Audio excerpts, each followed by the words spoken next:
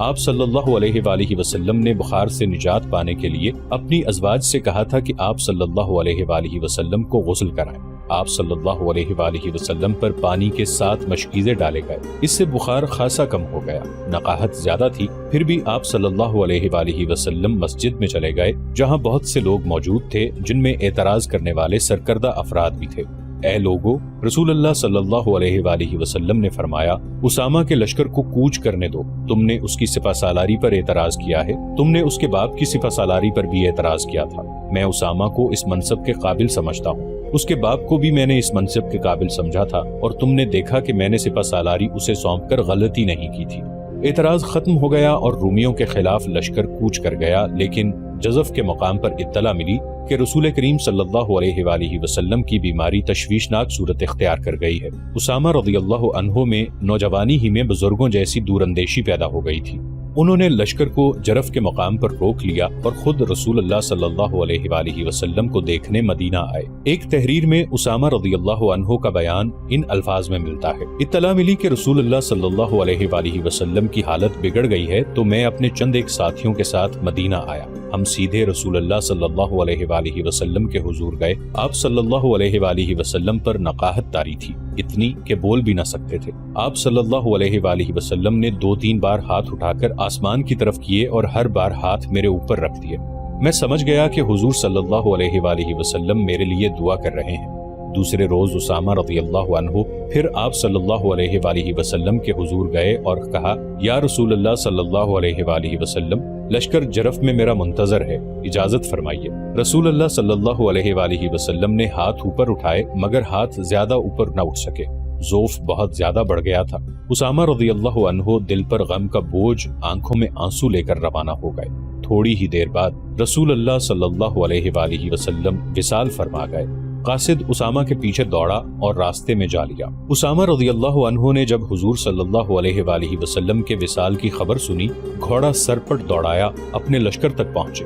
وصال کی خبر نے لشکر میں کوہرام برپا کر دیا۔ اسامہ رضی اللہ عنہ لشکر کو مدینہ لے آئے۔ خلیفہ اول کی بیعت ہو چکی تھی۔ انہوں نے اسامہ رضی اللہ عنہ کو بلا کر پوچھا کہ رسول اللہ صلی اللہ علیہ وآلہ وسلم نے انہیں کیا حکم دیا تھا؟ یہ حکم تو آپ کو بھی معلوم ہے۔ اسامہ رضی اللہ عنہ نے جواب دیا، مجھ سے ہی سننا ہے تو سن لیں۔ رسول اللہ صلی اللہ علیہ وآلہ وسلم نے حکم دیا تھا کہ میں فلسطین میں بلقاء اور دوام کی سرحد سے آگے جا کر رومیوں پر حملہ کروں، لیکن وہاں تک لشکر اس طرح پہنچے کہ دشمن کو حملے تک لشکر کی آمد کی خبر نہ ہو سکے۔ جاؤ اسامہ، ابو بکر رضی اللہ عنہ نے کہا، اپنا لشکر لے جاؤ اور رسول اللہ صلی اللہ علیہ وآلہ وسلم کے حکم کی تعمیل کرو۔ لشکر کو جب یہ حکم ملا تو ابو بکر رضی اللہ عنہ پر اعتراض ہونے لگے۔ سب کہتے تھے کہ جب ہر طرف سے خطروں کے طوفان نے گھیر لیا ہے، اتنی بڑی جنگ اور وہ بھی اتنی دور شروع نہیں کرنی چاہیے۔ اس لشکر کی ان فتنوں کی سرکوبی کے لیے ضرورت ہے جو بڑی تیزی سے اٹھ رہے ہیں۔ قسم ہے اس اللہ کی جس کے ہاتھ میں میری جان ہے، ابو بکر رضی اللہ عنہ نے کہا، اگر مجھے جنگل کے درندے چیرنے پھاڑنے کے لیے آ جائیں تو بھی میں اسامہ کے لشکر کو نہیں روکوں گا۔ میں اس حکم کی خلاف ورزی کس طرح کر سکتا ہوں جو رسول اللہ صلی اللہ علیہ وآلہ وسلم نے اپنی زندگی میں دیا تھا؟ اگر میں مدینہ میں اکیلا رہ گیا تو بھی اس لشکر کو نہیں روکوں گا۔ تم پر سلامتی ہو ابو بکر، عمر رضی اللہ عنہ نے کہا۔ اعتراض کرنے والے یہ بھی کہتے ہیں کہ اگر لشکر کو بھیجنا ہی ہے تو سپہ سالاری اسامہ کی بجائے کسی تجربے کار آدمی کو دیں۔ اے ابن خطاب، ابو بکر رضی اللہ عنہ نے جواب دیا، کیا تم بھول گئے ہو کہ اسامہ کو رسول اللہ صلی اللہ علیہ وآلہ وسلم نے سپہ سالار مقرر کیا تھا؟ کیا تم جرت کرو گے کہ رسول اللہ صلی اللہ علیہ وآلہ وسلم کے حکم کو منسوخ کر دو؟ میں ایسی جرت نہیں کروں گا۔ عمر رضی اللہ عنہ نے کہا، مجھ میں اتنی جرت نہیں، میری سن ابن خطاب۔ ابو بکر رضی اللہ عنہ نے کہا، اپنی قوم کو دیکھ، پوری قوم غم سے نڈال ہے۔ غم کے ساتھ ساتھ ایک خوف ہے جو ہر کسی کے دل میں اترتا جا رہا ہے۔ یہ خوف ان بغاوتوں کا ہے جو ہمارے ارد گرد اٹھ رہی ہیں۔ ہر روز ایک خبر آتی ہے کہ آج فلاں قبیلہ باغی ہو گیا ہے۔ بعض قبیلے اسلام سے منحرف ہو گئے ہیں۔ اسلام بھی خطرے میں آ گیا ہے اور مدینہ بھی۔ یہودیوں اور نصرانیوں نے بڑی خوفناک افواہیں پھیلانی شروع کر دی ہیں۔ ان سے اور زیادہ خطرہ پھیل رہا ہے۔ اگر ہم نے رومیوں پر حملہ روک لیا تو دو نقصان ہوں گے۔ ایک یہ کہ قوم سمجھے گی کہ ہم کمزور ہو گئے ہیں، دوسری یہ کہ رومی اور مجوسی ہم کو کمزور سمجھ کر ہم پر چڑھ دوڑیں گے۔ میں قوم کو یہ بتانا چاہتا ہوں کہ ہم کمزور نہیں ہو گئے، ہمارا اللہ ہمارے ساتھ ہے۔ میں قوم کے حوصلے اور جذبے پہلے کی طرح مضبوط رکھنا چاہتا ہوں۔ رسول اللہ صلی اللہ علیہ وآلہ وسلم کے نقش قدم پر چلنا میرا فرض ہے۔ عمر رضی اللہ عنہ کو اس استدلال نے مطمئن کر دیا۔ ابو بکر رضی اللہ عنہ نے کوچ کا حکم دے دیا۔ اسامہ رضی اللہ عنہ کا لشکر روانہ ہوا تو ابو بکر رضی اللہ عنہ کچھ دور تک پیدل ہی ساتھ چل پڑے۔ اسامہ رضی اللہ عنہ گھوڑے پر سوار تھے۔ مورخین نے لکھا ہے کہ ایک سپہ سالار اور وہ بھی نوجوان گھوڑے پر سوار تھا اور خلیفہ اس کے ساتھ ساتھ پیدل جا رہے تھے۔ اس کی وجہ یہ تھی کہ خلیفہ رضی اللہ عنہ ہر کسی کو دکھانا چاہتے تھے کہ سپہ سالار اسامہ رضی اللہ عنہ تعظیم و تکریم کے قابل ہیں۔ اے خلیفہ رسول صلی اللہ علیہ وآلہ وسلم، اسامہ رضی اللہ عنہ نے کہا، آپ گھوڑے پر سوار ہو جائیں یا میں آپ کے ساتھ پیدل چلوں گا؟ نہ میں سوار ہوں گا اور نہ تم پیدل چلو گے۔ ابو بکر رضی اللہ عنہ نے کہا، میں روحانی تسکین محسوس کر رہا ہوں کہ اللہ کی راہ کی گرد میرے پاؤں پر بھی پڑ رہی ہے۔ عمر رضی اللہ عنہ بھی اس لشکر میں شامل تھے۔ ابو بکر رضی اللہ عنہ کو محسوس ہوا کہ مدینہ میں انہیں عمر رضی اللہ عنہ کی ضرورت ہوگی۔ اسامہ، خلیفہ نے سپہ سالار سے کہا، اگر تم اجازت دو تو میں عمر رضی اللہ عنہ کو مدینہ میں رکھ لوں، مجھے اس کی مدد کی ضرورت ہوگی۔ اسامہ رضی اللہ عنہ نے عمر رضی اللہ عنہ کو لشکر میں سے نکل کر واپس جانے کی اجازت دے دی۔ ابو بکر رضی اللہ عنہ بہت بوڑھے تھے، ایک جگہ رک گئے۔ اسامہ رضی اللہ عنہ نے لشکر کو روک لیا۔ ابو بکر رضی اللہ عنہ نے ذرا بلند جگہ پر کھڑے ہو کر لشکر سے خطاب کیا، اسلام کے مجاہدوں، میں تمہیں 10 نصیحتیں کرتا ہوں، انہیں یاد رکھنا۔ خیانت نہ کرنا، چوری نہ کرنا، دشمنوں کے لاشوں کے اعضاء نہ کاٹنا، بچوں اور عورتوں کو قتل نہ کرنا، کھجوروں اور پھلوں کے درخت نہ کاٹنا، کھانے کی غرض کے سوا کسی جانور کو ذبح نہ کرنا۔ تمہیں دوسرے مذاہب کی عبادت گاہیں نظر آئیں گی جن میں تارک الدنیا لوگ بیٹھے ہوں گے، انہیں پریشان نہ کرنا۔ کسی بستی کے لوگ برتنوں میں تمہارے لیے کھانا لائیں گے، یہ کھانا اللہ کا نام لے کر کھانا۔ تمہیں ایسے لوگ بھی ملیں گے جنہوں نے اپنے سروں میں شیطان کے گھونسلے بنا رکھے ہیں، ان کے سروں کے درمیان کا حصہ مونڈا ہوا ہوگا اور باقی بال بہت لمبے لمبے ہوں گے، انہیں قتل کر دینا۔ اپنی حفاظت اللہ کے نام سے کرنا۔ خدا حافظ مجاہدوں، اللہ تمہیں شکست اور وبا سے دور رکھے۔ لشکر کی مدینہ سے روانگی کی تاریخ 24 جون 632 عیسوی بمطابق 1 ربیع الثانی 11 ہجری تھی۔ یہ کہانی چونکہ شمشیر بے نیام کی ہے، اس لیے ہم وہ واقعات بیان کریں گے جن کا تعلق خالد رضی اللہ عنہ بن ولید سے ہے۔ رسول اللہ صلی اللہ علیہ وآلہ وسلم نے خالد رضی اللہ عنہ کو اللہ کی تلوار کہا تھا۔ اسامہ رضی اللہ عنہ کے لشکر کے متعلق اتنا ہی کہہ دینا کافی ہے کہ انہوں نے صرف 40 دنوں میں ہی رومیوں کے خلاف وہ کامیابی حاصل کر لی جو رسول کریم صلی اللہ علیہ وآلہ وسلم حاصل کرنا چاہتے تھے۔ اسامہ رضی اللہ عنہ سالاری کے ہر پہلو پر پورے اترے اور جب وہ فتح یاب ہو کر مدینہ میں آئے تو ان سب نے انہیں گلے لگایا جنہوں نے ان کی سپہ سالاری پر اعتراض کیے تھے۔ دوسری بڑی جنگ مرتدین کے خلاف تھی۔ ابو بکر رضی اللہ عنہ نے اپنی فوج کو کئی حصوں میں تقسیم کر کے ہر حصے کے سالار مقرر کیے اور ان کے لیے محاذ مقرر کر دیے، یعنی ہر سالار کو ایک ایک علاقہ بتا دیا گیا جہاں انہیں حملہ کرنا تھا۔ اس تقسیم میں ابو بکر رضی اللہ عنہ نے خاص طور پر یہ خیال رکھا تھا کہ ہر دشمن کی طاقت اور لڑنے والی نفری کو دیکھ کر اس کے مطابق سالار مقرر کیے جائیں۔ سب سے زیادہ طاقتور اور مکار 2 مرتد تھے، ایک طلحہ اور دوسرا مسیلمہ۔ ان دونوں نے نبوت کا دعویٰ کر کے ہزارہا پیروکار پیدا کر لیے تھے۔ خالد رضی اللہ عنہ بن ولید کو ابو بکر رضی اللہ عنہ نے حکم دیا کہ وہ طلحہ کی بستیوں پر حملہ کریں اور اس سے فارغ ہو کر بطاح کا رخ کریں، جہاں بنی تمیم کے سردار مالک بن نویرہ نے بغاوت کر دی تھی۔ تمام سالار اپنے اپنے محاذوں اور مہموں کو روانہ ہو گئے۔ خالد رضی اللہ عنہ اپنی مہم کے علاقے میں حسب عادت اتنی تیزی سے پہنچے کہ دشمن کو خبر تک نہ ہوئی۔ انہوں نے کچھ بستیوں کو گھیرے میں لے لیا تو خالد رضی اللہ عنہ کے پاس کچھ آدمی آئے اور انہیں بتایا کہ بعض قبیلے طلحہ کے فریب کا شکار ہیں، ان کی خونریزی مناسب نہیں ہوگی۔ اگر خالد رضی اللہ عنہ ذرا انتظار کریں تو قبیلہ طے کے کم و بیش 500 آدمی خالد رضی اللہ عنہ کے دستے میں شامل ہو جائیں گے۔ خالد رضی اللہ عنہ نے انتظار کیا اور یہ آدمی قبیلہ طے کے 500 آدمی لے آئے جو طلحہ کے قبیلے اور اس کے زیر اثر قبیلوں کے خلاف لڑنے پر آمادہ تھے۔ وہ مسلح ہو کر آئے تھے۔ اسی طرح قبیلہ جدیلہ بھی خالد رضی اللہ عنہ کے ساتھ مل گیا۔ طلحہ کو پتہ چلا تو وہ بہت گھبرا گیا، لیکن ایک شخص انیہ نے اس کا ساتھ دیا۔ وہ بنی فرازہ کا سردار تھا۔ اس کے دل میں مدینہ والوں کے خلاف اتنا اناد بھرا ہوا تھا کہ اس نے اعلان کر دیا کہ وہ مدینہ والوں کی حکومت کو کسی قیمت پر تسلیم نہیں کر سکتا۔ غزوہ احزاب میں جن 3 لشکروں نے مدینہ پر حملہ کرنے کا منصوبہ بنایا تھا، ان میں سے ایک لشکر کا سالار یہی شخص عینیہ بن حصن تھا۔ رسول کریم صلی اللہ علیہ وآلہ وسلم نے اپنے اس اصول کے مطابق کہ دشمن کو تیاری کی حالت میں پکڑو، مدینہ سے نکل کر ان تینوں لشکروں پر حملہ کر دیا تھا۔ سب سے زیادہ نقصان عینیہ کے لشکر کو اٹھانا پڑا۔ اس نے مجبور ہو کر اسلام قبول کر لیا تھا، لیکن اسلام کے خلاف سرگرم رہا۔ خالد رضی اللہ عنہ کو پتا چلا کہ طلحہ کے ساتھ عینیہ ہے تو انہوں نے عہد کیا کہ ان دونوں کو نہیں بخشیں گے۔ خالد رضی اللہ عنہ نے پیش قدمی سے پہلے اپنے 2 آدمیوں عکاشہ بن محسن اور ثابت بن اقرم انصاری رضی اللہ عنہ کو لشکر سے آگے بھیج دیا کہ وہ دشمن کی نقل و حرکت یا کوئی اور بات دیکھیں جو لشکر کی پیش قدمی کے کام آ سکے تو پیچھے اطلاع دیں۔ دونوں چلے گئے اور خالد رضی اللہ عنہ اپنے دستوں کے ساتھ آگے بڑھتے گئے۔ بہت دور جا کر ان دونوں میں سے کوئی بھی واپس آتا دکھائی نہ دیا۔ کچھ دور گئے تو 3 لاشیں پڑی ملیں جو خون میں نہائی ہوئی تھیں۔ 2 لاشیں انہی 2 آدمیوں عکاشہ اور ثابت کی تھیں جنہیں خالد رضی اللہ عنہ نے آگے بھیجا تھا۔ تیسری لاش کسی اجنبی کی تھی۔ بعد میں جو انکشاف ہوا، طبری اور قاموس کے مطابق کہ یہ دونوں آگے جا رہے تھے۔ راستے میں انہیں ایک شخص حبال مل گیا۔ ایک مورخ کامل ابن اسیر لکھتا ہے کہ حبال طلحہ کا بھائی تھا، لیکن طبری اور قاموس اسے طلحہ کا بھتیجا لکھتے ہیں۔ عکاشہ اور ثابت نے اسے للکار کر قتل کر دیا۔ اس کی اطلاع طلحہ کو مل گئی۔ وہ اپنے بھائی سلمہ کو اپنے ساتھ لے کر آ گیا۔ عکاشہ اور ثابت ابھی اور آگے جا رہے تھے۔ طلحہ اور سلمہ نے گھات لگائی اور دونوں کو مقابلے کی مہلت دیے بغیر ہی قتل کر دیا۔ خالد رضی اللہ عنہ آگ بگولا ہو گئے اور طلحہ کی بستی پر جا تھمکے۔ عینیہ طلحہ کی فوج کی کمان کر رہا تھا اور طلحہ ایک خیمے میں نبی بنا بیٹھا تھا۔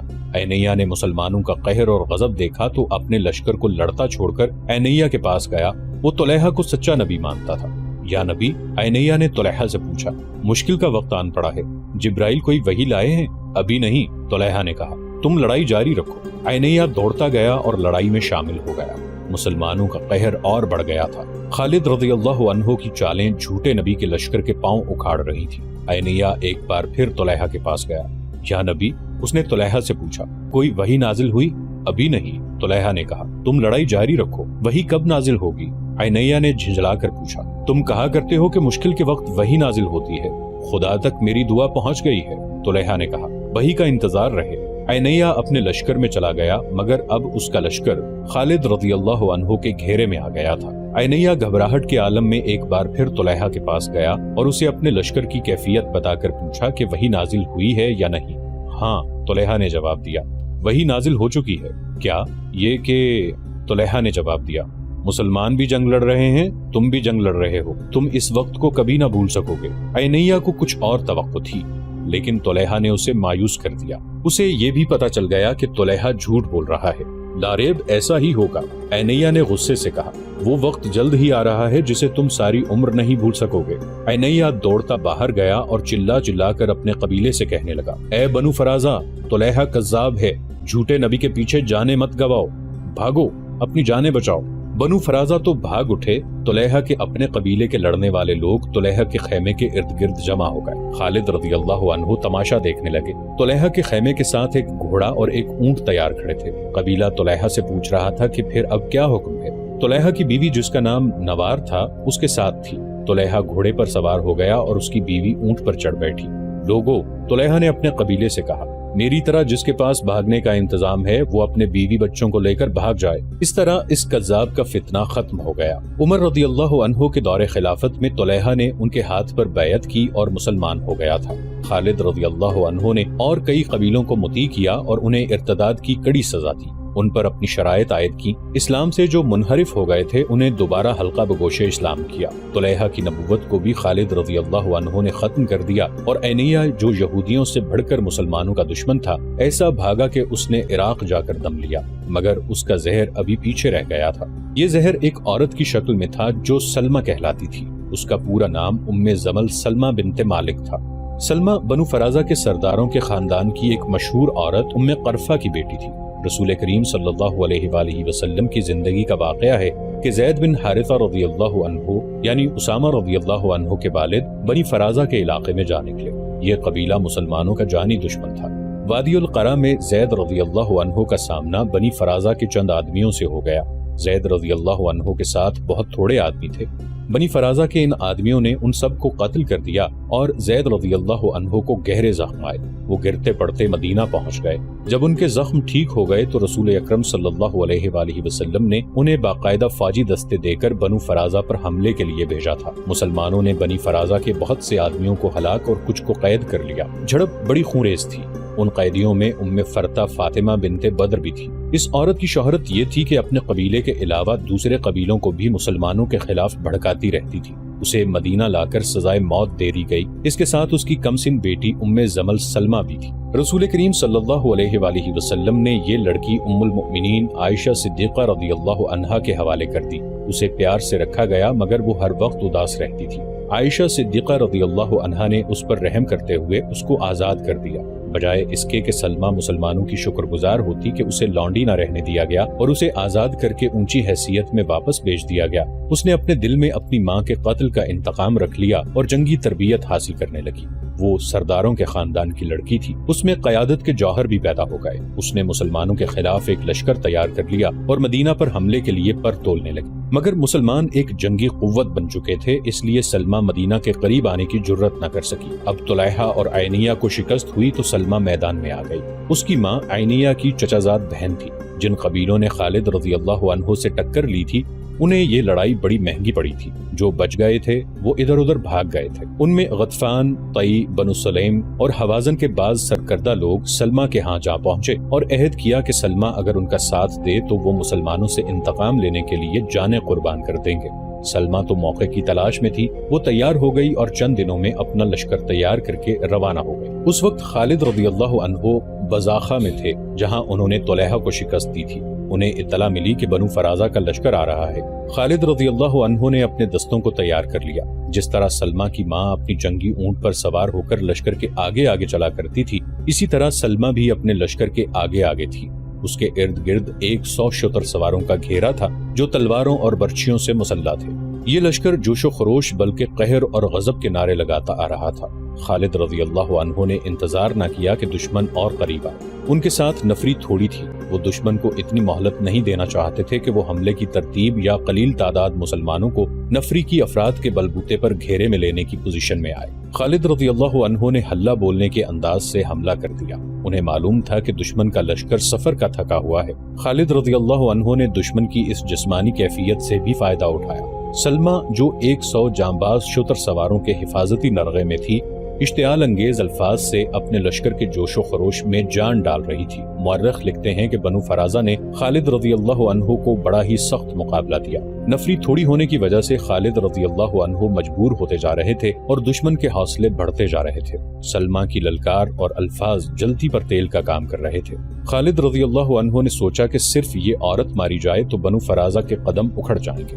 انہوں نے اپنے چند ایک منتخب جانبازوں سے کہا کہ وہ سلمہ کا حفاظتی حصار توڑ کر اسے اونٹ سے گرا دیں۔ سلمہ کے محافظ بھی جانباز ہی تھے، وہ خالد رضی اللہ عنہ کے جانبازوں کو قریب نہیں آنے دیتے تھے۔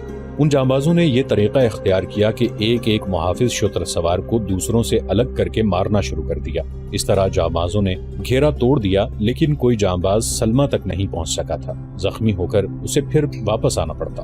آخر پورے 100 محافظ مارے گئے۔ خالد رضی اللہ عنہ کو اس کی بہت قیمت دینی پڑی۔ جانبازوں نے تلواروں سے سلمہ کے کچاوے کی رسیاں کاٹ دی۔ کچاوا سلمہ سمیت نیچے آ پڑا۔ جانبازوں نے خالد رضی اللہ عنہ کی طرف دیکھا کہ کیا حکم ہے، قیدی بنانا ہے یا قتل کرنا ہے۔ خالد رضی اللہ عنہ نے ہاتھ سے اشارہ کیا۔ ایک جانباز نے تلوار کے ایک ہی وار سے سلمہ کا سر تن سے جدا کر دیا۔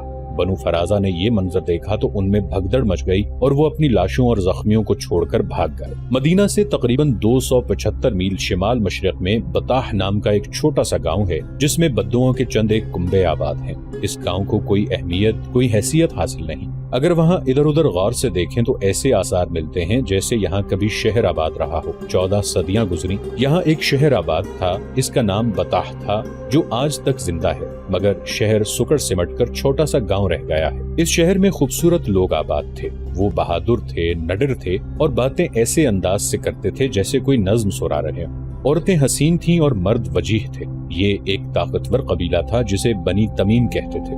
بنو یربوع بھی ایک قبیلہ تھا لیکن الگ تھلگ نہیں تھا، بلکہ بنی تمیم کا سب سے بڑا حصہ تھا۔ اس کا سردار مالک بن نویرہ تھا۔ بنی تمیم کا مذہب مشترک نہیں تھا، ان میں آتش پرست بھی تھے، قبر پرست بھی تھے، لیکن اکثریت بت پرست تھی۔ بعض عیسائی ہو گئے تھے۔ یہ لوگ سخاوت، مہمان نوازی اور شجاعت میں مشہور تھے۔ رسول اکرم صلی اللہ علیہ وآلہ وسلم نے ہر طرف قبول اسلام کے پیغام جن قبیلوں کو بھیجے تھے، ان میں بنو تمیم خاص طور پر شامل تھے۔ اسلام کے فروغ اور استحکام کے لیے بنو تمیم جیسے طاقتور اور بااثر قبیلے کو ساتھ ملانا ضروری تھا۔ یہ ایک الگ کہانی ہے کہ اس قبیلے نے اسلام کس طرح قبول کیا تھا۔ مختصر یہ کہ بنی تمیم کی غالب اکثریت نے اسلام قبول کر لیا۔ مالک بن نویرہ منفرد شخصیت اور حیثیت کا حامل تھا۔